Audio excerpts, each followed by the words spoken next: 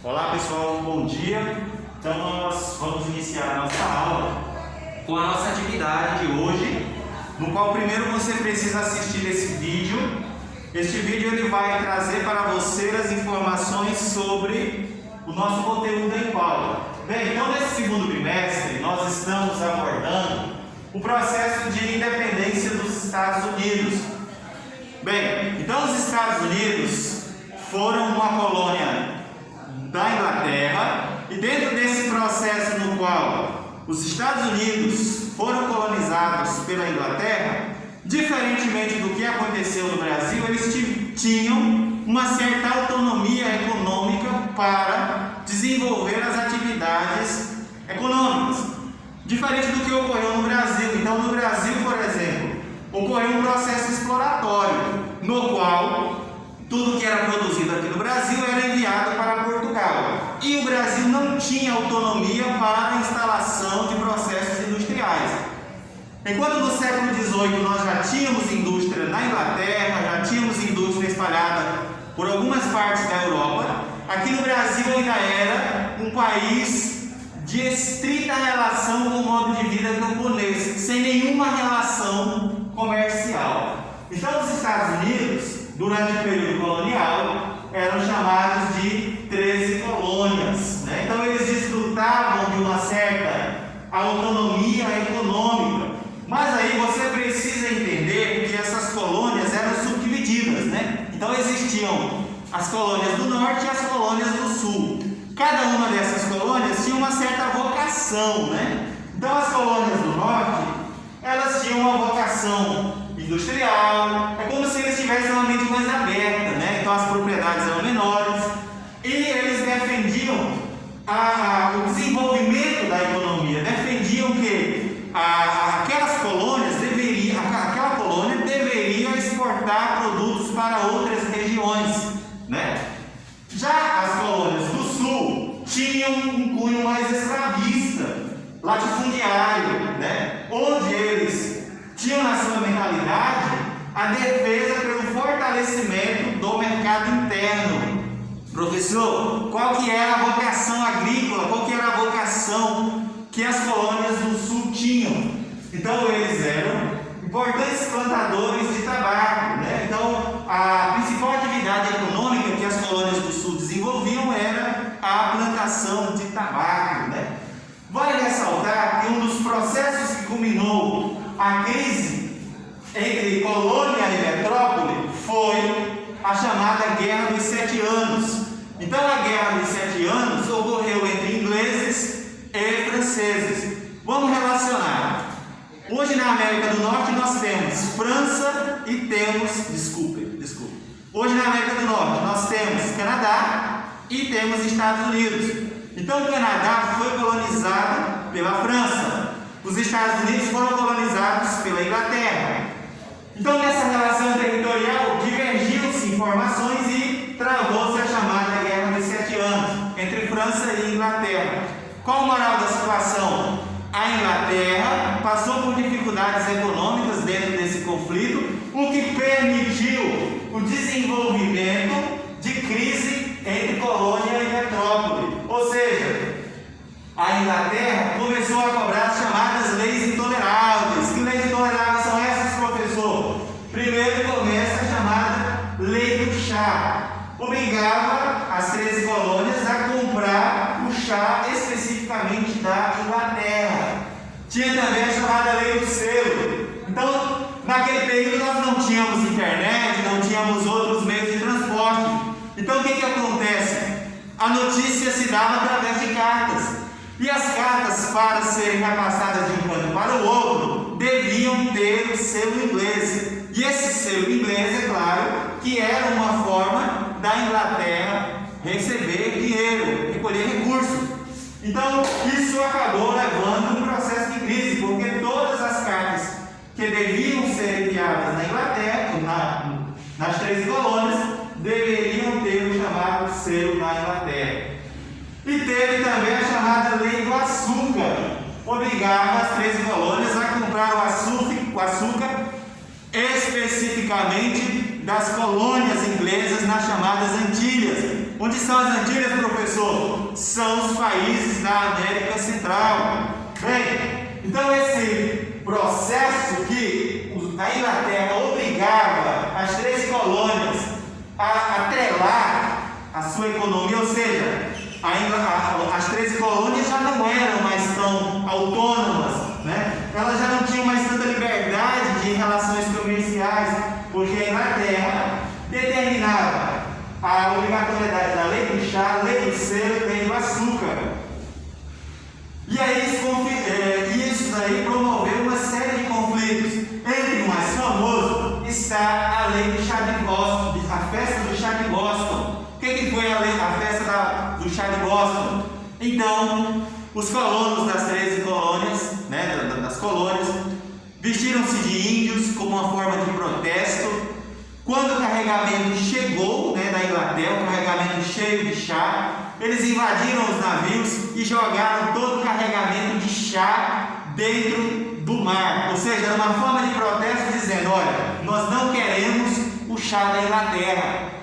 Nesse processo, então, culminou em uma crise entre metrópole e colônia. Professor, recapitula aí o processo. Então, nós estamos falando o seguinte, que os Estados Unidos eram uma colônia da Inglaterra, que eram chamados de 13 colônias, e que essa autonomia econômica que eles tinham foi rompida com a chamada Guerra dos 7 Anos, travada entre França e Inglaterra, e que culminou em um certo conflito que buscou a independência, foram as chamadas leis intoleráveis, né?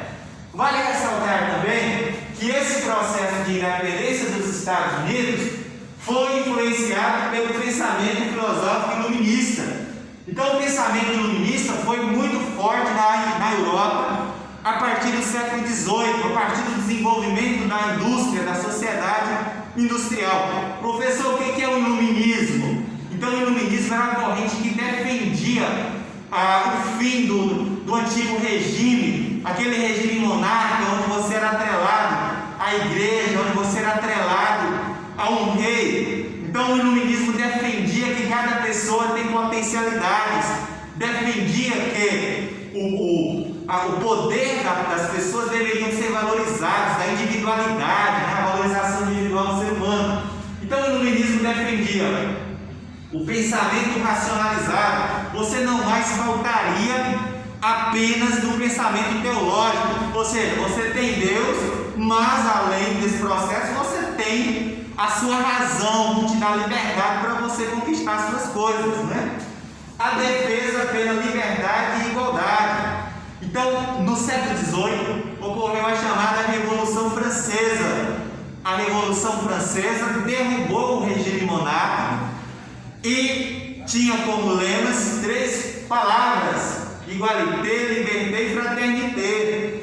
Liberté, liberdade de opinião de cada indivíduo, né? Igualité, as pessoas deveriam ser todas iguais, não deveria ter uma sociedade, né, dividida em 3 classes, como ocorria no antigo regime, onde você tinha o primeiro estado era o clero, o segundo estado eram os nobres.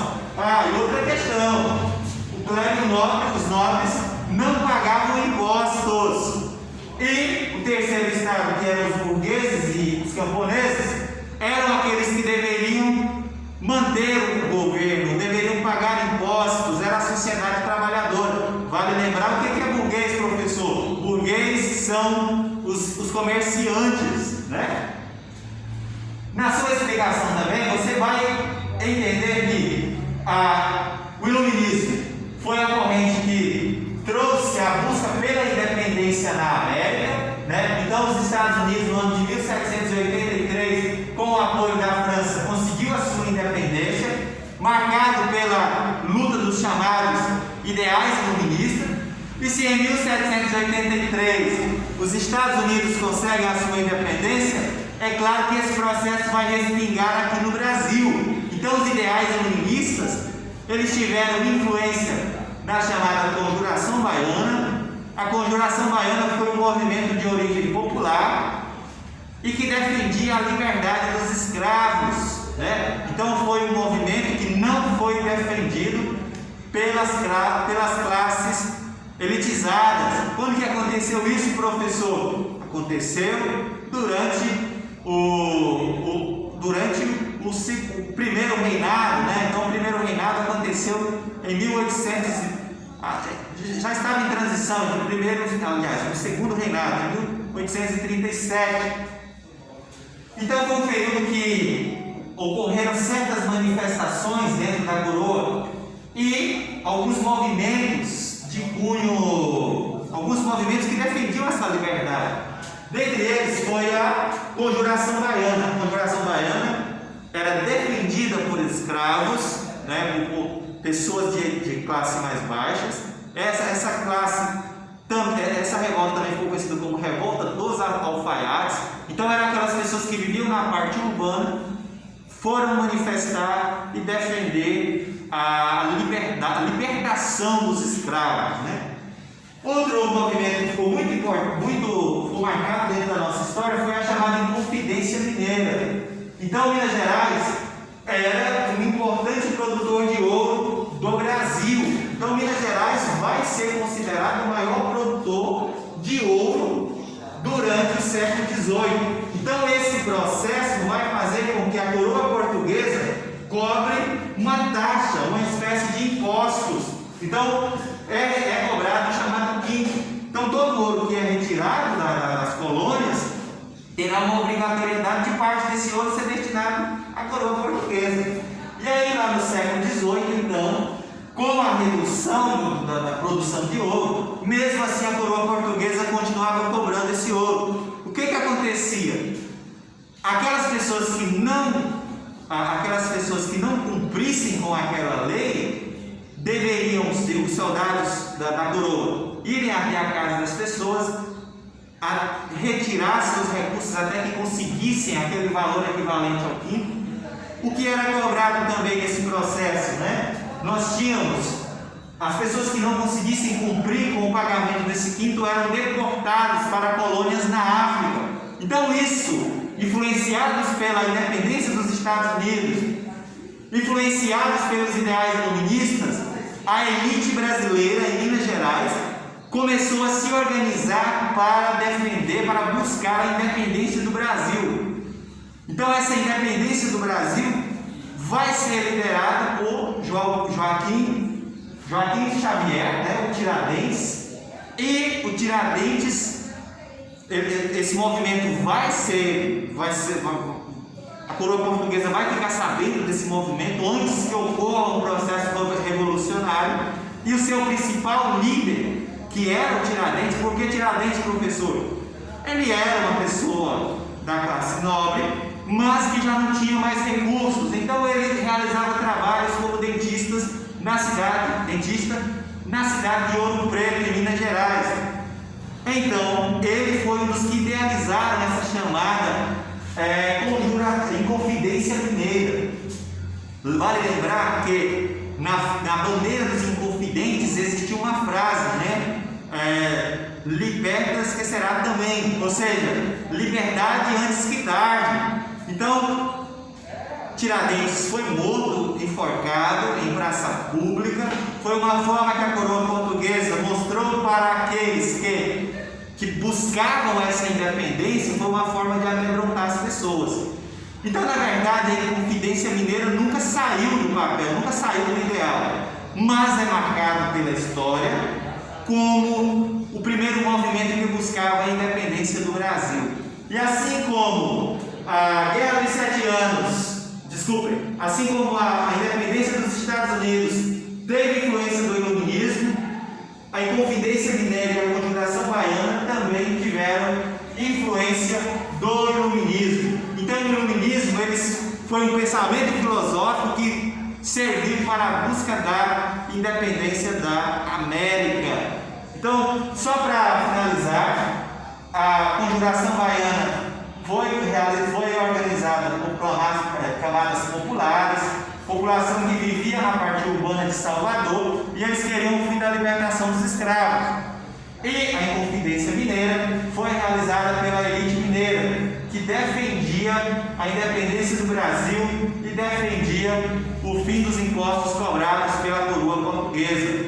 Espero que vocês tenham entendido a explicação. Forte abraço.